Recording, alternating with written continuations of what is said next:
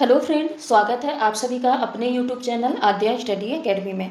UP TET exam के बाद अब है बारी सुपर टेट एग्ज़ाम की प्रिपरेशन की, क्योंकि सुपर टेट एग्ज़ाम का ऑफिशियल सिलेबस जारी हो चुका है। तो आज की इस वीडियो में हम टॉपिक वाइज डिटेल सिलेबस के बारे में चर्चा करेंगे। साथ ही मैं आपको इंपॉर्टेंट टॉपिक्स, कौन कौन से इंपॉर्टेंट टॉपिक्स हैं वो भी मैं आपको इसी वीडियो में बताते चलूँगी। तो ये वीडियो आपके लिए बहुत ज़्यादा महत्वपूर्ण है, आप वीडियो में लास्ट तक जरूर बने रहिएगा। साथ ही आपको सुपर टेट की प्रिपरेशन कैसे करनी है, कौन सी स्ट्रेटेजी अपनानी है, अप्रोच कौन सा सही रहेगा आपके लिए, कहाँ से पढ़ना है, कैसे पढ़ना है, क्या पढ़ना है, एक वीडियो मैं अलग से आपको बना के देने वाली हूँ। तो आप वो वीडियो देख के एक बेस्ट स्ट्रेटजी के साथ अपनी सुपर टेट एग्जाम की प्रिपरेशन स्टार्ट कर सकते हैं। नेगेटिव मार्किंग है कि नहीं है, समय आपको कितना मिलेगा, और साथ ही मेरे द्वारा आपको कितने नंबर के कंटेंट प्रोवाइड कराया जाएगा, यानी कितने नंबर की तैयारी कराई जाएगी, संपूर्ण जानकारी मैं आपको इसी वीडियो में देने वाली हूँ। तो वीडियो के लास्ट तक जरूर बने रहिएगा। और वीडियो स्टार्ट करने से पहले आप सभी से रिक्वेस्ट है कि अगर आप चैनल पर नए हैं तो चैनल को सब्सक्राइब कर दीजिएगा और वीडियो को लाइक करने का काम जरूर करिएगा।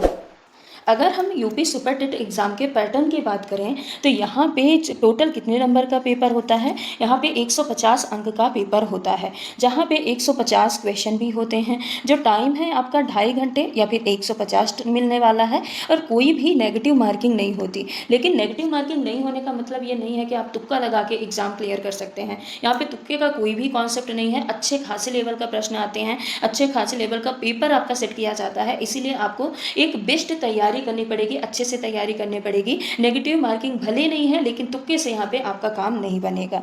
अब यूपी सुपर टेट एग्जाम में पूछा क्या क्या जाता है, तो अगर ये बात करें तो सबसे बड़ा पोर्शन जो होता है वो किसका होता है, भाषा का। जो भाषा है इसमें हिंदी, इंग्लिश और संस्कृत तीनों चीज़ें रहती हैं। ये आपका 40 नंबर का पूछा जाता है। उसके अलावा जीके और करंट अफेयर ये आपका 30 नंबर का पूछा जाता है। ये दो सब्जेक्ट ही मिला के आपका 70 नंबर का पोर्शन कवर यहाँ पे कर लेते हैं।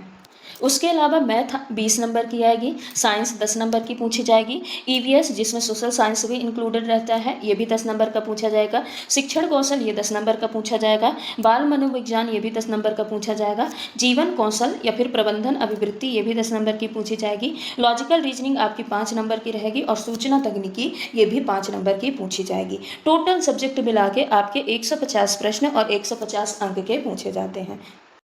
अब हम बात करते हैं कि आपको भाषा में क्या क्या पढ़ना है। यहाँ पे हिंदी, इंग्लिश और संस्कृत तीनों की बात हो रही है।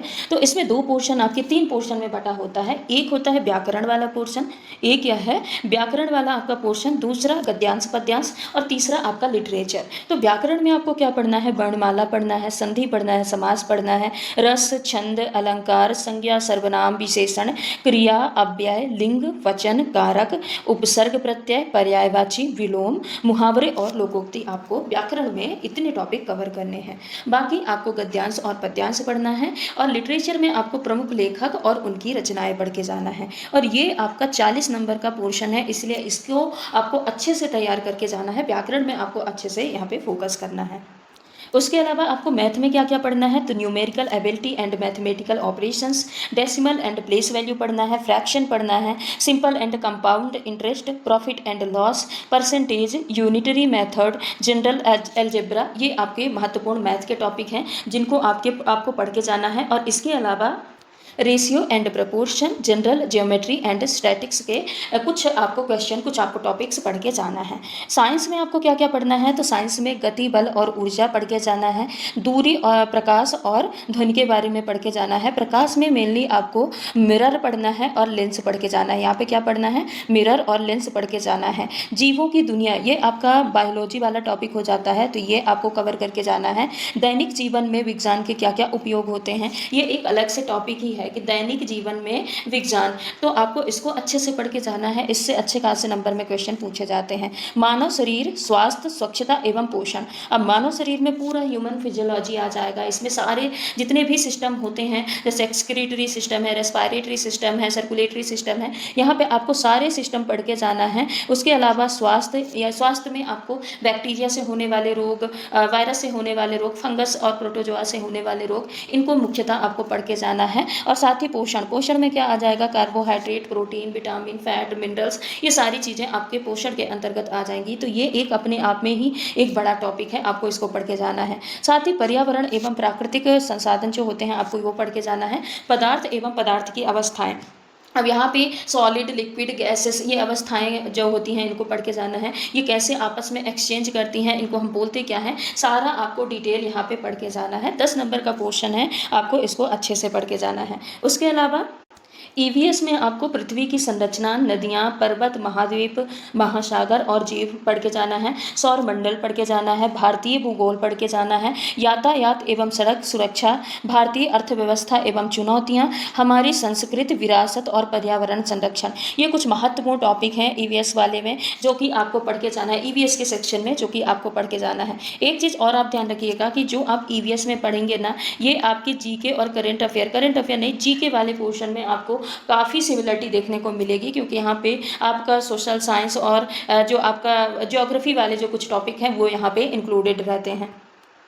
शिक्षण कौशल में आपको शिक्षण अधिगम के सिद्धांत पढ़ना है। शिक्षण की विधियां एवं कौशल, वर्तमान भारतीय समाज एवं प्रारंभिक शिक्षा, समावेशी शिक्षा क्या होती है, इंक्लूसिव एजुकेशन, ये आपको पढ़ना है। प्रारंभिक शिक्षा के नवीन प्रयास, शैक्षिक मूल्यांकन एवं मापन, शैक्षिक प्रबंधन एवं प्रशासन, ये भी आपका 10 नंबर का पोर्शन है। इसमें इतने टॉपिक हैं, लगभग 8 से 10 टॉपिक हैं जो आपको पढ़ के जाना है। उसके अलावा बाल मनोविज्ञान में व्यक्तिगत भिन्नताएं, सीखने की आवश्यकता की पहचान, दिव्यांग छात्रों हेतु जो विशेष व्यवस्थाएं होती हैं उनको पढ़ना है। सीखने के सिद्धांत, बाल विकास को प्रभावित करने वाले कारक, सीखने के लिए वातावरण का निर्माण करना, ये इसमें कुछ 1 2 3 4 5 6 7 कुछ महत्वपूर्ण टॉपिक हैं जो कि आपको पढ़ के जाना है। जीवन कौशल प्रबंधन एवं अभिवृद्धि में व्यावसायिक आचरण एवं नीति पढ़ना है। मोटिवेशन पढ़ना है। शिक्षक की भूमिका क्या होती है, आपको वो पढ़ना है। संवैधानिक और मानवीय मूल्य, दंड एवं पुरस्कार व्यवस्था के बारे में पढ़ के जाना है। जीके और करंट अफेयर में आपको करंट अफेयर पढ़ना है। करंट अफेयर ये आपकी लगभग 6 से लेके 8 महीने आप पहले तक की करंट अफेयर जरूर पढ़ लीजिएगा। उसके अलावा आपको खेल कूद, स्पोर्ट्स पढ़ना है। महत्वपूर्ण स्थान, रचनाएं, पुरस्कार, लोकोक्ति, ये सॉरी लोकगीत, नृत्य, ये सारी चीज़ें आपको जरूर पढ़ के जाना है। भारतीय संस्कृत एवं कला में ये सारी चीज़ें आपके इंक्लूडेड होती हैं। तो आपको ये कुछ महत्वपूर्ण टॉपिक है जीके और करंट अफेयर। एक तो आपको करंट अफेयर पढ़ना है जो कि 6 से लेकर 8 महीने पहले तक का आप जरूर पढ़ के जाइएगा। खेल आपको पढ़ना है। महत्वपूर्ण जो स्थान और रचनाएं, पुरस्कार हैं, इनको पढ़ के जाना है। और भारतीय संस्कृत एवं कला, ये एक अपने आप में ही बहुत बड़ा टॉपिक है, आपको ये जरूर पढ़ के जाना है। अब रीजनिंग में देखिए, रीजनिंग आ तो आपकी 5 नंबर की रही है, लेकिन इसमें टॉपिक बहुत सारे दिए हैं, जैसे कोडिंग, डिकोडिंग, ब्लड रिलेशन, दिशा का ज्ञान, और पजल्स है, एनालॉजीज है, असर्शन एंड रीजन, क्लॉक और कैलेंडर, ये कुछ इंपॉर्टेंट टॉपिक है जो कि आपको रीजनिंग में पढ़ के जाना है। और 5 नंबर की आपकी रीजनिंग आने वाली है।